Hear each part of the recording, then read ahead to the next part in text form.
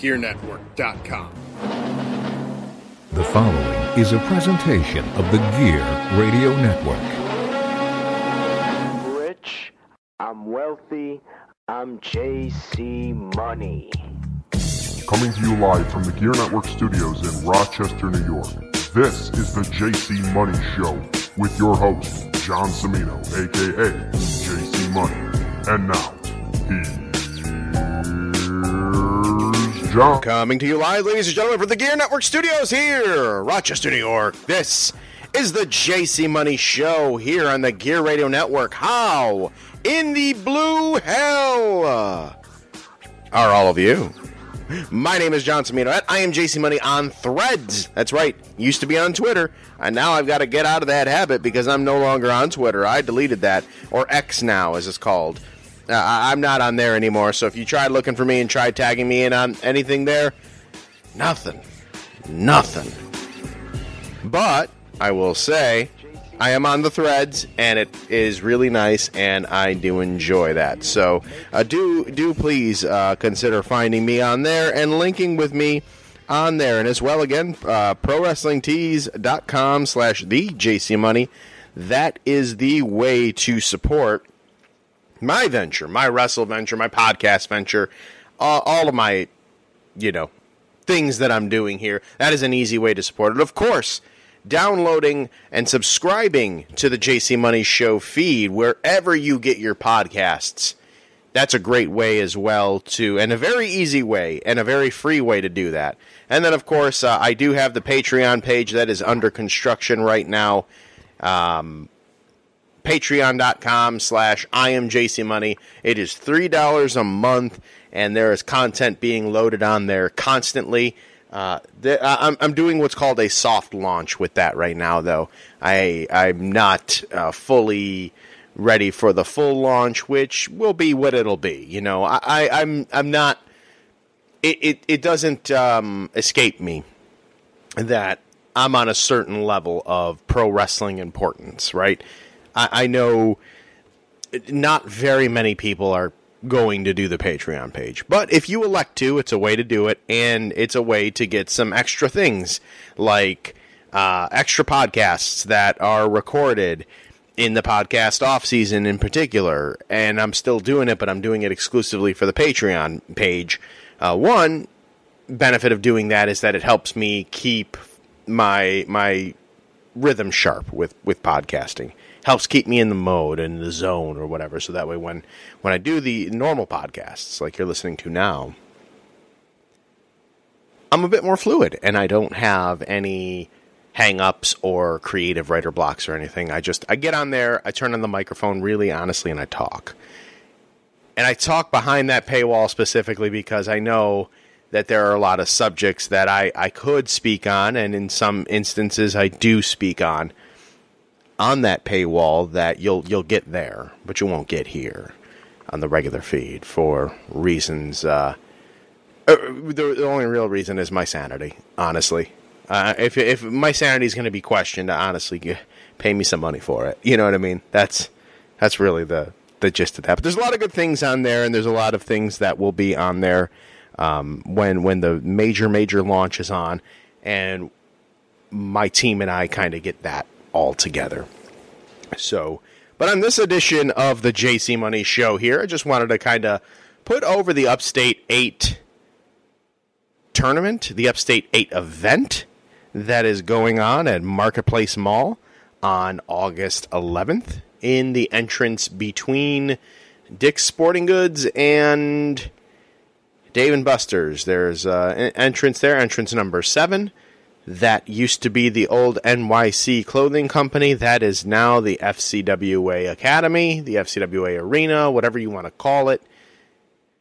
That's home base. I call it home base. And for the first time since 2009, I'm wrestling for a world championship. But for the first time in 20 years, 23 years of my career and 20 years of UPW's existence, I'm actually the one challenging for it. And it's crazy, and it's wild to me. I didn't really know what the journey was, what was going to take me. And this past year has really been a nice reflection to kind of look at and see where I was, and where I was going, and then the derailment of the injury, and then where leading to where I'm at now. And that, I think, is part of the reason why I'm so appreciative, genuinely very appreciative of the fact that this, stock is being put into me, into this position in the main event wrestling for a legitimate world title that has been held by a laundry list of names, people that have really helped to keep wrestling going and redefining it in some instances in this area. There's a lot of people, but obviously the main name, to think of there is Brody Lee. And Brody Lee being what he was to Upstate Pro Wrestling and what he represented to that organization, knowing that I was when he was live, I was friends with him, and we would communicate rather regularly. Honestly, to kind of talk shit about about local wrestling, just in general. We were busting each other's balls about it, but never really anything malicious, just kind of yucks. And I think about it from the bigger perspective, though, that he helped legitimize that championship. And then I tie that in to my 2009 venture in Next Era Wrestling, when I challenged for their World Heavyweight Championship, and their World Heavyweight Champion at that time was Brody Lee. Brody Lee, it was after his Upstate run.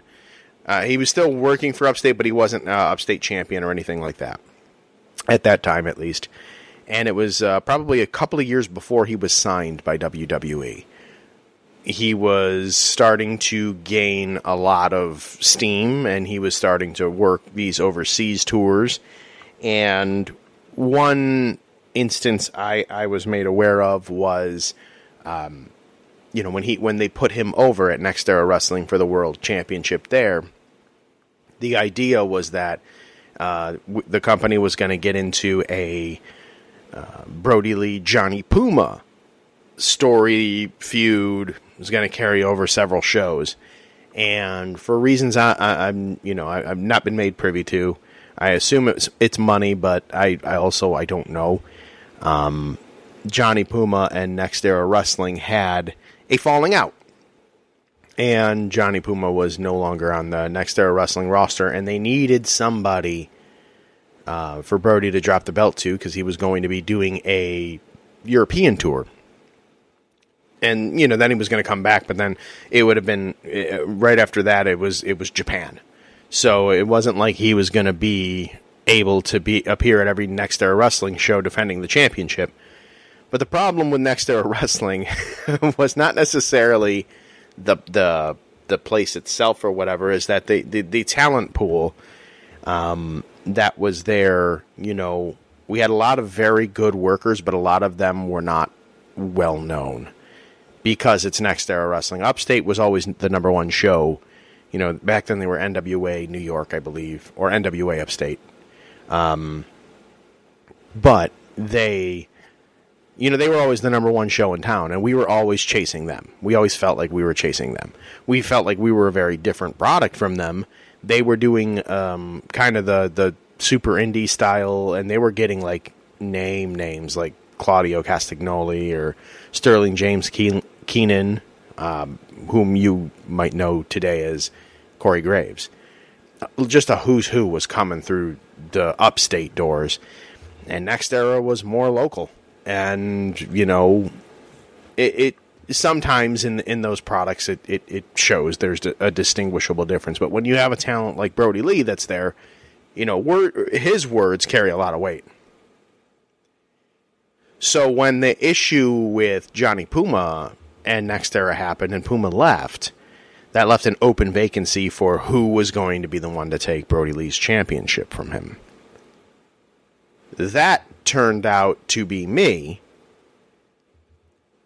but it didn't come without some sort of or some kind of shenanigans regarding regarding that decision, because at the time, I was a bit of a hothead, not terribly, like not, like some other folks you might know, but I certainly had my moments. I was not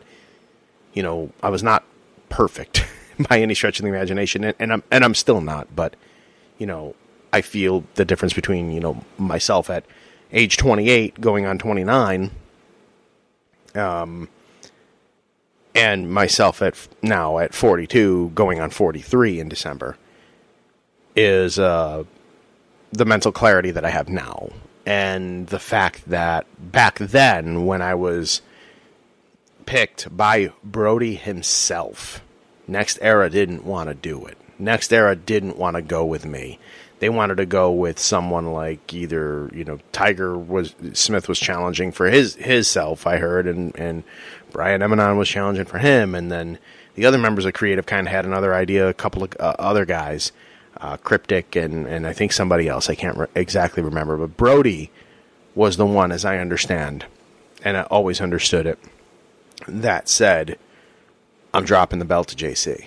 I wanted to work him, and that's who I'm going to drop the belt to. And, what are they going to tell? What are they going to tell Brody Lee? Pound sand, buddy? Sorry, bro, you can't work here. No way. Brody went to bat for me, and I never forgot that.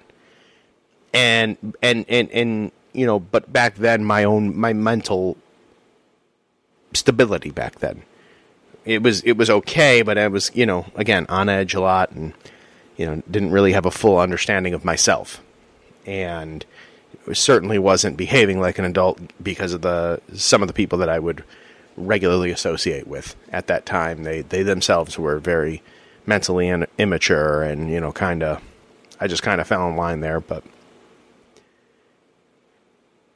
that was the last time. That was October of 2009, so less than a year before my daughter was born. That was the last time I had any sort of world championship shot.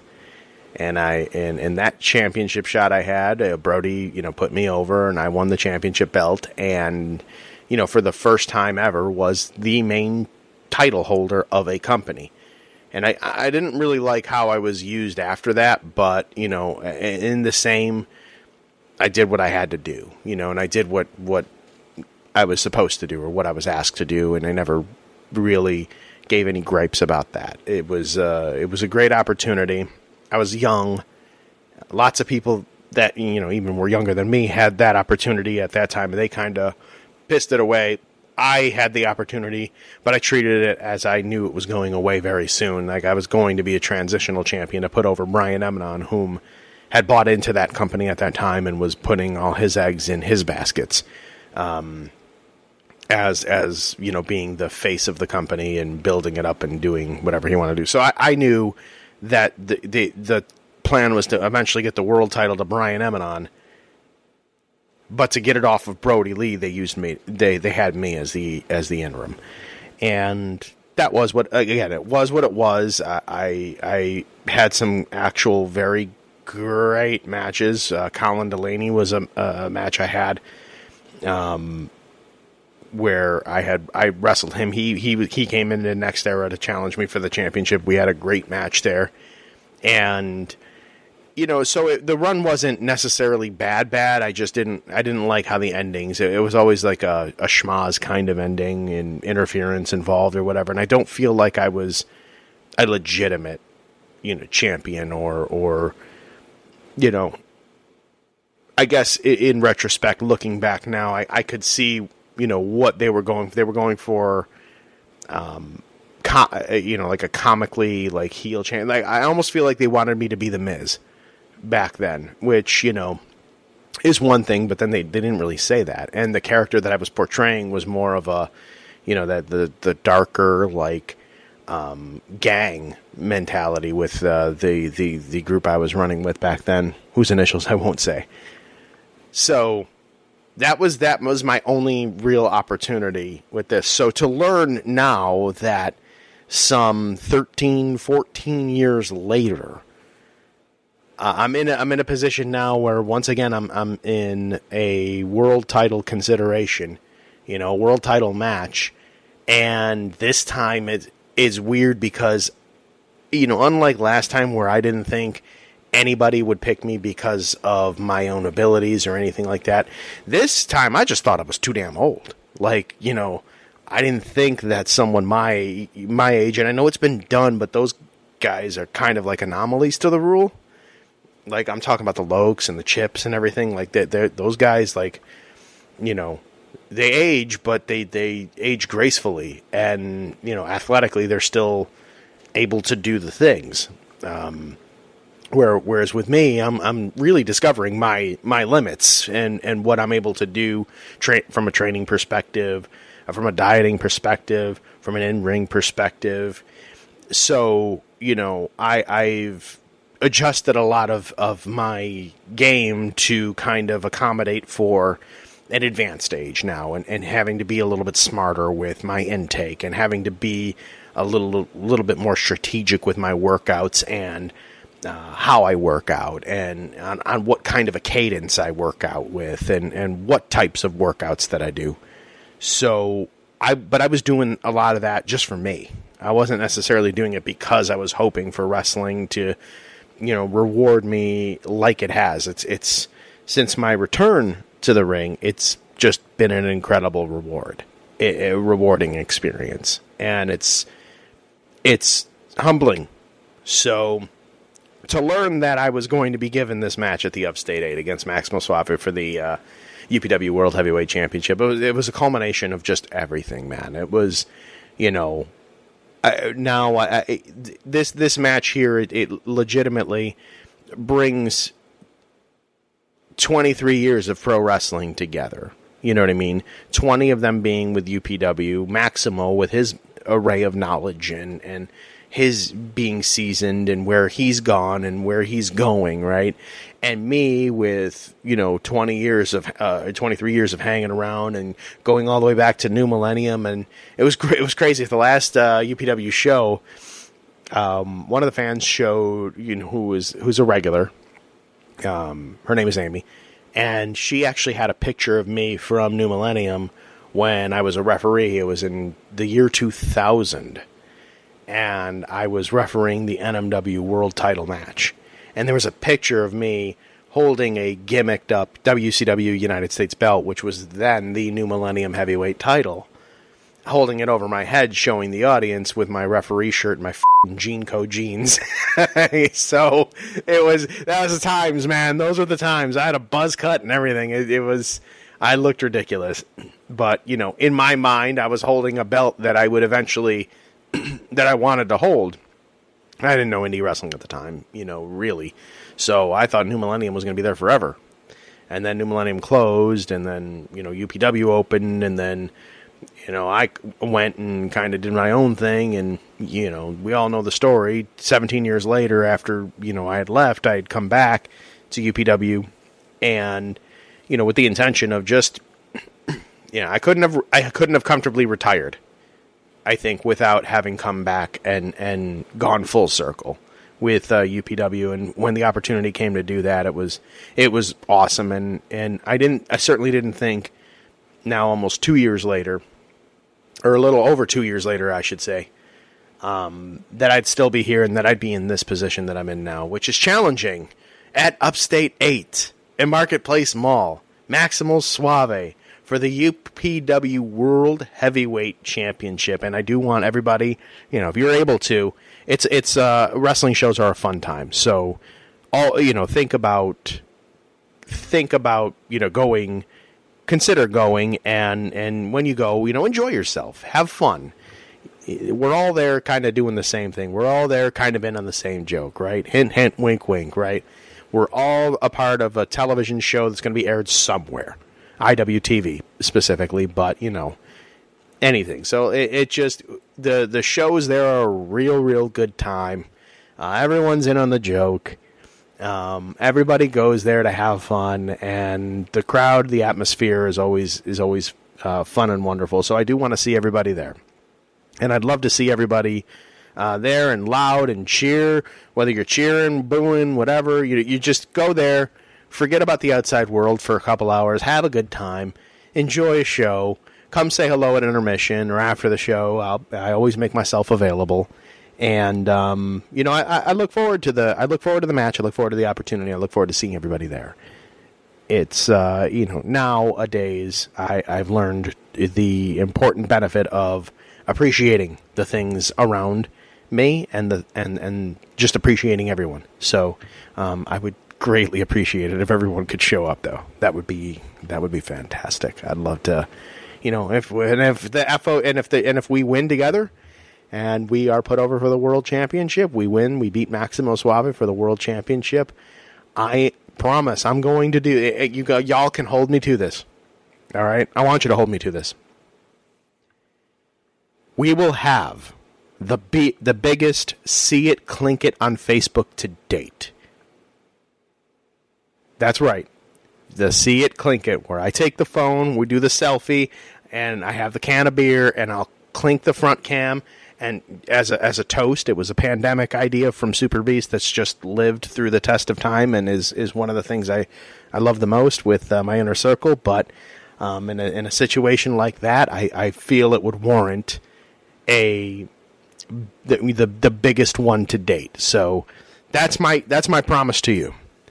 If I defeat Maximo Suave for the UPW World Championship, I'm going to have someone bring out my phone and a can of beer, and we are going to have a big-ass See It, Clink It celebration, and it'll be awesome. And I would really like that. So again, you got to be there in order to participate. So again, August 12th, Marketplace Mall. The Eventbrite link is affixed into the body of this episode here, so you can buy a ticket directly from the link there, or of course, if you'd like, shoot me a personal message at facebook.com/IamJCMoney. That's my Facebook page. You can go ahead, shoot a message directly from there if you're interested in having tickets. I do accept all forms of payment online. PayPal, Venmo, Cash App, Apple Pay. So, want you there, we can get you there. And with that, I'm going to go ahead and cue the wonderful exit music here and say thanks for tuning in to this edition of the JC Money Show on the Gear Radio Network. I appreciate your subscriptions. I appreciate your downloads. I appreciate you commenting, sharing, doing all the things that you do to help keep this thing going strong. I appreciate every single one of you. And again, August 12th, Marketplace Mall, Upstate Pro Wrestling, Upstate 8, main event, JC Money. Challenging Maximo Suave for the UPW World Heavyweight Championship. There's also a No Limits Championship match that doesn't involve me. I'm no longer the No Limits Champion. Cameron Akasha Black against Frank the Tank Burlington. We've got the Upstate 8 tournament. And so much more. Be there August 12th. Event link, the Eventbrite link is here. And I hope to see you there. So long, everybody. Good night now. Flava Flav, a yeah boy, for the main event of Upstate 8. Yeah, boy!